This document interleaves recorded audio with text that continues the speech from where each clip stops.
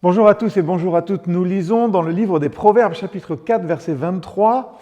« Garde ton cœur plus que toute autre chose, car de lui viennent les sources de la vie. » Si je prends une version un petit peu plus actuelle, ça donne « Avant tout, prends garde à ce que tu penses au fond de toi-même, car ta vie en dépend. » C'est vrai, je crois, on protège ce qui est précieux. On protège son téléphone, son compte bancaire, on protège son image.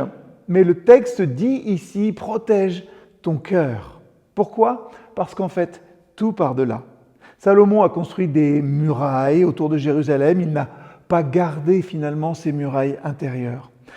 On ne chute jamais d'un coup, mais on se relâche progressivement, on tolère, on s'habitue, et ce qui était parfois autrefois impensable devient finalement gérable. Pas acceptable, mais gérable. Le cœur ne bascule pas d'un extrême à l'autre. Il se décentre légèrement, et puis encore, et puis encore.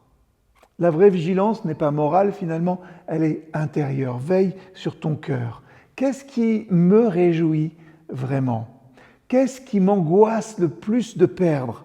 Qu'est-ce qui occupe mes pensées finalement spontanément ? On peut garder une théologie solide et perdre un cœur tendre. On peut servir Dieu publiquement et s'éloigner de lui secrètement. La sagesse commence par la surveillance du centre. Alors, aujourd'hui, peut-être ne demandons pas d'abord « qu'est-ce que je dois faire ?»